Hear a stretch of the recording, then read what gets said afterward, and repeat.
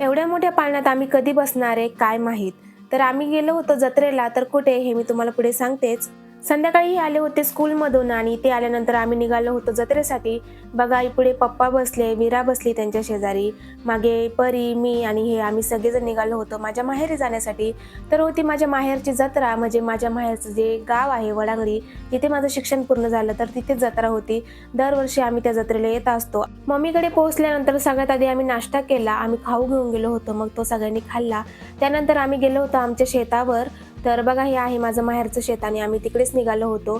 थोडं शेतामध्ये काम चालू होतं, तर तेच बघण्यासाठी आम्ही तिकडे गेलो होतो. मग इथे मम्मीच्या शेताजवळ ना एक नर्सरी आहे आणि तिथे आम्ही गेलो होतो व्हिजिट द्यायला. इथे बघा छोटे छोटे रोपं होते आणि त्यालाच इथे चिक्कू देखील लागले होते. मग गेलो आम्ही जत्रेमध्ये. तर जत्रेला ना हे काय आले नव्हते आणि पप्पा पण आले नव्हते. यांना पेपरचा अभ्यास करायचा होता, त्यामुळे ते काही आले नाही. आणि त्यामुळे मम्मी, मी, विधान, वीरा आणि परी आम्ही गेलो होतो. कल्याणी आणि अश्विनी ते सुद्धा आले होते. सुशांत, साहिल त्यांचे कामं चालू होते, त्यामुळे ते काही आले नाही. तर आम्ही बघा इथे आलो होतो आणि मुलांना सांभाळणं खरंच खूप मुश्किल काम असतं. कारण एक जण एक मागतो, दुसरा जण एक मागतो, तिसरा जण एक मागतो. तिघांची वेगवेगळी डिमांड आणि हे घ्यायचं ते घ्यायचं असं त्यांचं कंटिन्यू चालू होतं. मग एका ठिकाणी थांबलो आणि त्यांना खेळणी घेतली.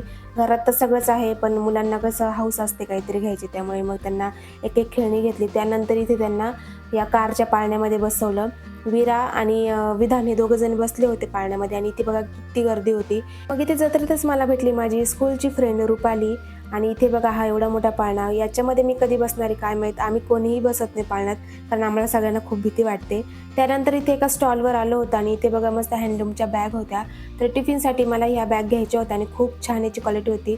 120 रुपये जोडी होती आणि हे मी घेतलं. मग ना रात्री घरी यायला खूप उशीर झाला होता आणि बघा मी तुम्हाला शॉपिंग दाखवते. ही पोळपाट आणि कढई मी घेतली. त्यानंतर ही सगळी खेळणी वगैरे ही सगळं मुलांची खरेदी आणि सगळी खरेदी मम्मीने त्यांनीच केली होती. विधानची सुद्धा खूप सारी खरेदी होती आणि त्यांनी एकही रुपया मला काही देऊन दिला नाही. सगळी खरेदी त्यांनीच केली. तर ना वडांगणी माझं जे माहेर आहे त्याच्या शेजारचं गाव आहे जिथं माझं शिक्षण झालं. तर तिथे सती माताची यात्रा ही खूप मोठी असते आणि खूप प्रसिद्ध अशी जत्रा आहे. तर तुम्ही जर या जत्रेला जाऊन आला असाल तर मला नक्की कमेंटमध्ये सांगा. आणि असा होता आजचा व्हिडिओ. तर चला भेटूया नेक्स्ट व्लॉगमध्ये. तोपर्यंत सगळ्यांना बाय बाय.